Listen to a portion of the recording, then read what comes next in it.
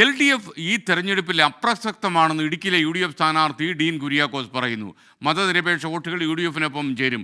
കഴിഞ്ഞ തവണത്തെ വലിയ ഭൂരിപക്ഷം മറികടക്കണമോ എന്ന് ജനങ്ങൾ തീരുമാനിക്കുമെന്ന് ഡീൻ കുര്യാക്കോസ് 24നോട് പറഞ്ഞു. ഇടുക്കിയിൽ നിന്ന് രാഹുൽ വിജയൻ തയ്യാറാക്കിയ റിപ്പോർട്ട്. ഓരോ സ്ഥാനാർത്ഥികളും അവസാന മണിക്കൂറിൽ വോട്ടുകൾ ഉറപ്പിക്കുന്നതിന് വേണ്ടിയുള്ള പ്രചരണത്തിലാണ്. അതായത് പരസ്യപ്രചരണം അവസാനിച്ചു, നിശബ്ദ പ്രചരണമാണ്.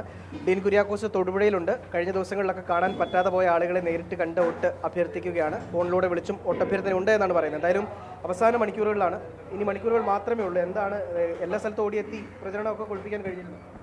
നമ്മൾ എല്ലാ പ്രധാനപ്പെട്ട സ്ഥലങ്ങളിലും പോയി പരമാവധി ആളുകളെ നേരിട്ട് കണ്ടു.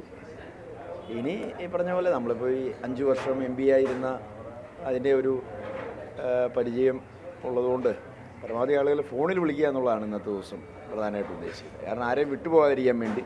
ഈ മനുഷ്യ വന്യജീവി സംഘർഷമായിരുന്നു ഇടുക്കിയിലെ ഏറ്റവും പ്രധാനപ്പെട്ട വിഷയം. അതിൻ്റെ പ്രധാനപ്പെട്ട കാരണങ്ങൾ എന്തൊക്കെയാണ് എന്നുള്ളത് വോട്ടർമാരിലേക്ക് എത്തിക്കാൻ ഈ പ്രചരണ സമയത്ത് കഴിഞ്ഞിട്ടുണ്ടോ?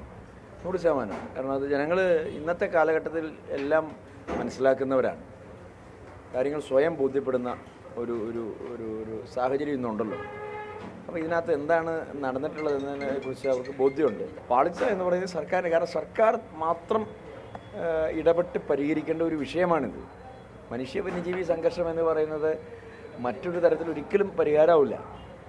സർക്കാരിൻ്റെ ഫണ്ട് മുടക്കൽ, സർക്കാരിൻ്റെ നയപരമായ തീരുമാനങ്ങൾ, നിയമനിർമ്മാണം, ഈ 3 തലത്തിൽ പരിഹരിക്കേണ്ട വിഷയമാണ്. അത് സർക്കാരിനെ മാത്രം ബാധിക്കുന്ന ഒരു വിഷയമാണ്. ഞങ്ങളത് നല്ലവണ്ണം വിശദീകരിച്ചിട്ടുണ്ട്. കാരണം ഇതൊരു ഹിതപരിശോധനയാണ്.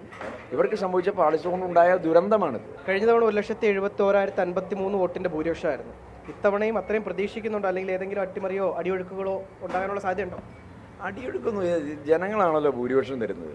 അപ്പം ഞാൻ പറയുന്നത് ഇതൊരു UDF LDF മത്സരത്തിനപ്പുറത്ത് മതേതര ജനാധിപത്യ ചേരിയുടെ ഒരു മുന്നേറ്റമാണിത്. ഇതിനകത്ത് LDF അപ്രസക്തമാണ്. ഇടതുപക്ഷ രാഷ്ട്രീയത്തിന് യാതൊരു പ്രസക്തിയില്ല. ഈ തെരഞ്ഞെടുപ്പിൽ മതേതര ജനാധിപത്യ വോട്ടുകൾ ഏകീകരിക്കും. അതിപ്പോൾ ഇടതുപക്ഷത്തിൻ്റെ ഭാഗത്ത് നിലയുറപ്പിച്ചിട്ടുള്ള ആളുകളും UDFന് വോട്ട് ചെയ്യും. അതിൻ്റെ കാര്യം ഇതാണ്, ഇതൊരു മതേതര ജനാധിപത്യ മുന്നേറ്റം സാധ്യമാകുന്ന, പ്രകടമാകുന്ന തെരഞ്ഞെടുപ്പാണ്. ഇടതുപക്ഷത്തിന് യാതൊരു പ്രസക്തിയില്ല. എന്തായാലും അവസാനത്തെ വോട്ടും പെട്ടിയിലാക്കുന്നതിന് വേണ്ടിയുള്ള ഓട്ടത്തിലാണ് UDF സ്ഥാനാർത്ഥി ഡീൻ കുര്യാക്കോസും. ഹരീഷിനൊപ്പം രാഹുൽ വിജയൻ, 24 ഇടുക്കി.